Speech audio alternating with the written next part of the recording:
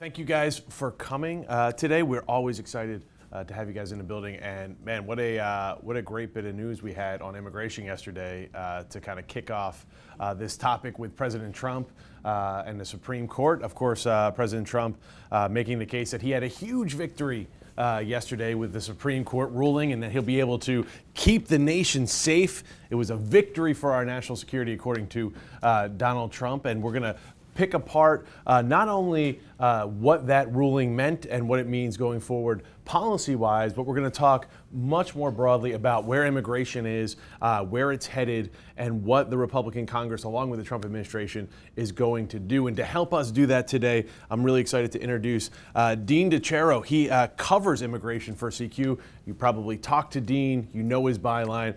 He is the guy who is leading CQ's coverage on this very, very important topic. And then, of course, Catalina Camilla. Catalina is the editor. She oversees all of this coverage. So you have two of the powerhouses here in CQ when it comes to immigration policy. And Catalina, I want to start with you, right? Because we saw Donald Trump take a bit of a victory lap yesterday. Was it the kind of big victory he was hoping for? He made it sound like, oh, the travel ban's been upheld, we're going to keep America safe. Like, break this down for us. Is that what we saw? There's still a chapter to come. What the court did yesterday was it did allow most of the travel ban to take effect, and that basically means that all refugees and the travelers from the 6 majority Muslim countries will be allowed into the United States if they have, number one, a valid visa and really a strong connection to the U.S. Either you have a relative, you're a student who is attending a university here in the U.S., or you have a business reason for being here. But the court actually left until October the real question of the legality of the ban itself. In the decisions that were made at the appeals court level, you saw judges really question whether the president is exercising his authority correctly. There were questions of First Amendment issues, particularly regarding discrimination against a particular religion. And so those things will be left to the court to decide in October. And by then, the temporary nature of the ban will be over. The refugee part covers 120 days. The travelers from the 6 majority Muslim countries covers 90 days. And by then, the justices will probably be searching for an answer to the question, did this really need to be done? And where are the vetting procedures that the Trump administration has always said needed to be in place while the ban was implemented on a temporary basis? So is it a moot point then, in terms of, since the ban will be over when the Supreme Court rules on this and they're considering it? I mean, and I guess to follow on that, you know, when this was announced in January, it was 120 days. We've seen that 120 days elapse. We were supposed to get a report from the Trump administration on what this all looks like. So where does all that sit? Well, you still have the larger question of the constitutionality of the ban that needs to be decided. And Dean could talk a little bit more about ways that the Trump administration has actually been more aggressively vetting travelers to the United States and refugees, and what we've seen in the numbers so far that the Trump administration has released since January. So that big constitutional question will essentially be where the Supreme Court will have the most effect, because by the time they rule, everything will have elapsed. So Dean, let's talk a little bit about that in terms of what has the Trump administration done. We've heard extreme vetting. We're gonna be very, 9.5 on the extreme scale when it comes to vetting immigrants. Where do we sit with that? And where was this report we were supposed to get? I mean, when that was rolled out in January, when the travel ban was rolled out in January, it was, well, we need to put a hold on this, on refugees, on people traveling from these 6 majority Muslim countries, because we need to figure out where things are. Right. Have we gotten that report? Do we know where things are, and how are they moving forward on the policy front? So there's a number of reports from a number of executive orders dealing with immigration and border security that we are still waiting for. And on the extreme vetting, the administration prefaced the travel ban by saying we need to pause this so that we can figure out better ways to figure out who's coming in, why they're coming, et cetera. Now, the ban itself placed some of a hamper on that, but John Kelly, the Homeland Security Secretary, recently told Congress that the administration is doing certain things. Homeland Security Department says that they have new things that they are doing that they have not made public. The State Department has publicly said that they plan to extend the number of years on which you have to provide certain information if you want to come. It's historically been visitors will give 5 years of employment history, family connections, places of residence. The State Department is now proposing doing that for 15 years for most travelers. And so it sort of remains to be seen how much the administration has done on their extreme vetting while these injunctions have held up the travel ban. And like I said, state has said that they are doing things publicly. DHS has said that a lot of the things are being done right now behind the scenes, and we may see some of that soon. We may not. And so one of the other things I saw was the social media that you need to turn over your phones. Yeah. I mean, how deep into a traveler's history are officials going to be digging now for people to come into the country? And what's been the reaction outside the country from people who you kind of need to surrender their phone, upon entering the country? Well, that was another, the idea of social media and even passwords for your social media accounts has been floated. It seems that DHS will start requesting usernames for social media profiles from certain travelers. And there are definitely privacy concerns. There are especially privacy concerns for immigrants with legal status in the United States, and where they fit into, are they subject to certain inspections, even though they may, for instance, have a green card. There was an interesting exchange between John Kelly, the Homeland Security Secretary, and Senator Rand Paul. Rand Paul is a big advocate for privacy rights, and he questioned Kelly on inspections of green card holders' cell phones and the concerns that arise from that. Now, in the meantime, though, there are other things that the administration has done with regard specifically to travelers from these 6 countries. We've seen a slowdown in visa issuances for these countries, and whether or not that is because fewer people are applying or fewer people are being accepted is something that the State Department hasn't chosen to comment on. But we have seen, What do experts you talk to tell you? I mean, is it a combination? Is it people? I think that there are people who, on one hand, I've spoken to people who say, if I was from one of these 6 countries and I was planning to come here to do tourism, see the Empire State Building, I wouldn't feel particularly welcome right now. And on the other hand, I think it's fair to say that the administration is focused more closely on travelers from these countries that they tried to ban completely, and maybe just slowing down the flow of travelers. And we've also seen a slowdown in refugees from around the world. Right. So 30,000 foot. We're seeing some of that extreme vetting taking place. There's discussions over kind of how deep the administration can go into extreme vetting, but certainly we're starting to see that travelers from those 6 countries are coming in less numbers, so the Trump administration can claim a win there, if that's because people don't want to come because they don't feel welcome, or whether we're rejecting kind of more of those visas remains to be seen. We'll see if the State Department rolls out those numbers.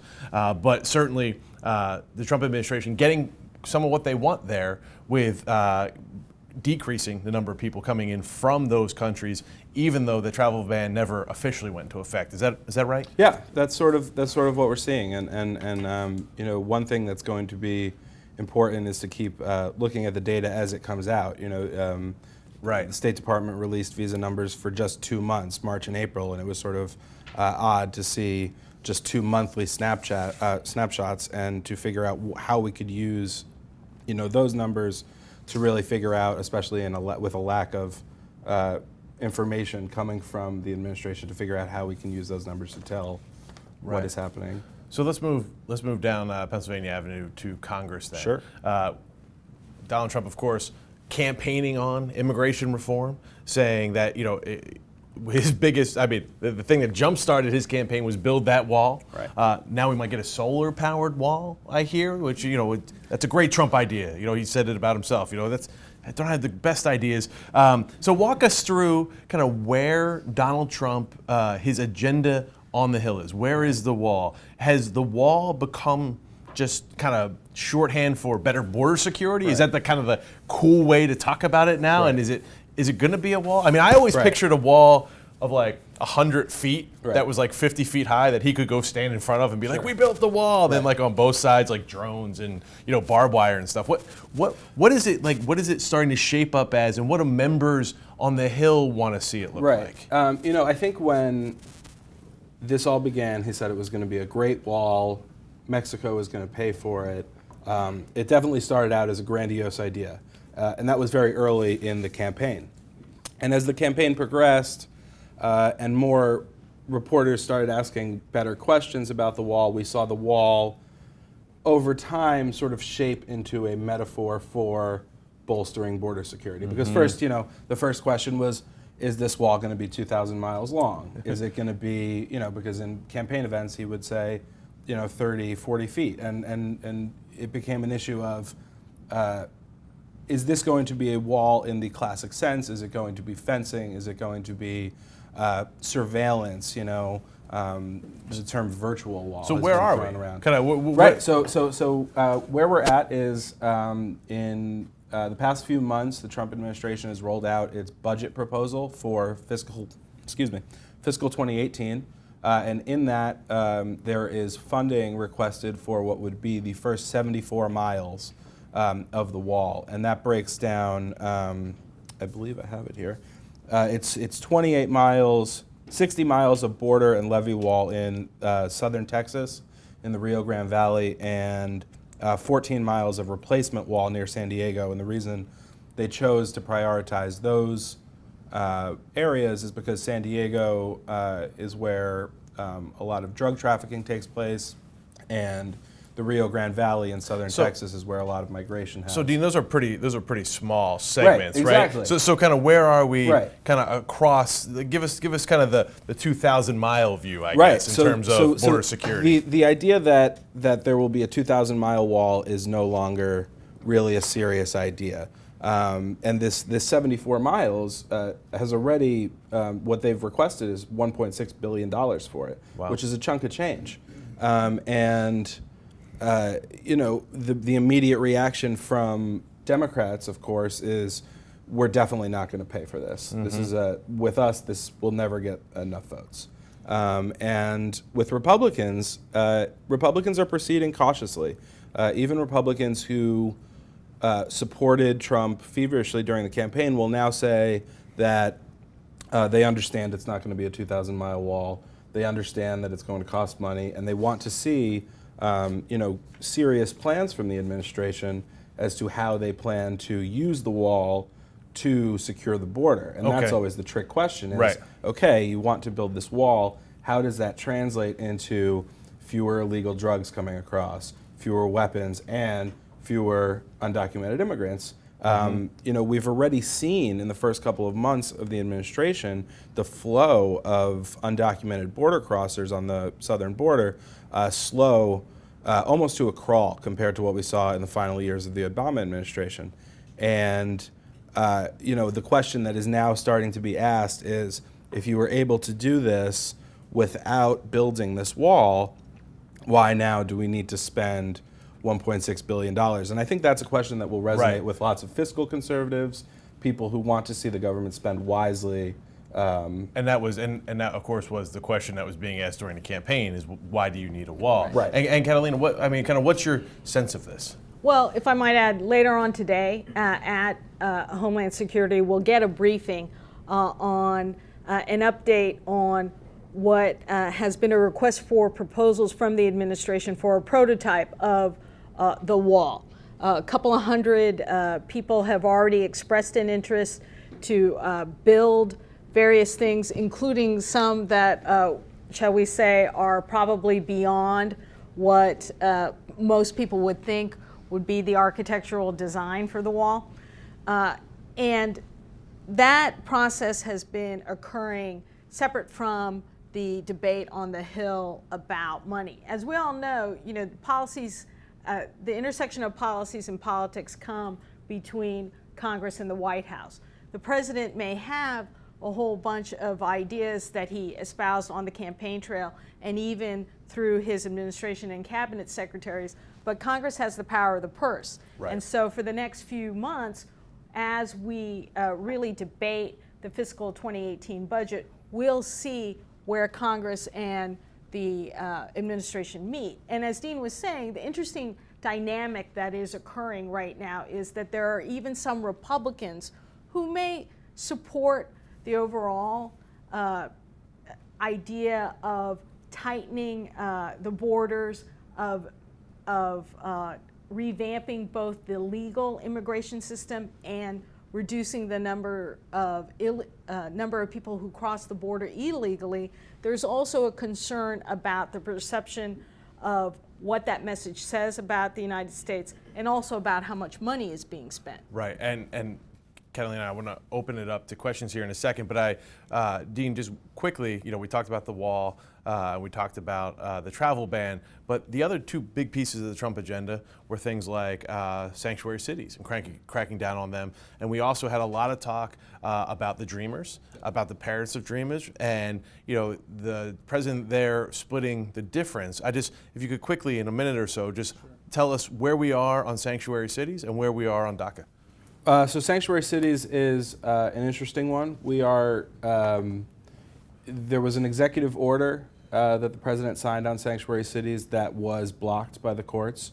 At the same time, Republicans on the Hill are behind Trump on sanctuary cities. And there is actually a bill that we expect to come to the House floor this week that would tighten some of the statutory language on what constitutes a sanctuary city. Right now, the law says that a sanctuary policy, or that law enforcement are not allowed to be blocked from sharing information with federal immigration authorities. Republicans are going to weigh a bill this week that would tighten that language to say any form of blocking cooperation is illegal. And so Republicans seem to be behind Trump on that. Mm-hmm. The issue with Dreamers is interesting. Trump ran on two campaign promises, one to end DAPA, which was for the parents, undocumented parents of U.S. citizens, which never took effect. It was an Obama program, but it never took effect. The other program is DACA, which is for children who are brought to the U.S. illegally, but have spent their entire lives here. That program did take effect and has protected from deportation some 800,000 people. Now, Trump, like you mentioned, split the difference. He ended the program for undocumented parents, the one that arguably didn't Never matter. started. Never started. Okay. And so it was a symbolic thing. On the other hand, he chose not to end DACA, Right. which is, an olive branch from Trump to the undocumented community, and one that we really expected would raise hell with conservatives who view this as an illegal amnesty program, unconstitutional, circumventing the will of Congress. The very interesting thing, something that surprised me, is when I spoke to Republicans, conservatives on the Hill, who really were hoping to see the end of this program, they sort of took a step back and they said, how much can you really expect him to do at once? We see him building the wall, we see him ending the flow of people across the border. Give him time on DACA, which surprised me because it wasn't what I was expecting, and yet I think that we are seeing on some issues conservatives say, let's slow down and give him a chance. On the other hand, Democrats do not feel reassured Right. that he has not ended DACA. He can, of course, end it at any time. And the danger for those 800,000 people is that, unlike the vast majority of the millions of undocumented people living in this country, for those 800,000, the government now has their phone number, their address, Sure. et cetera. Right. So, like we've seen with a number of issues with Donald Trump, conservatives much more willing to give a little bit of time to the Republican president than they would have been under President Obama.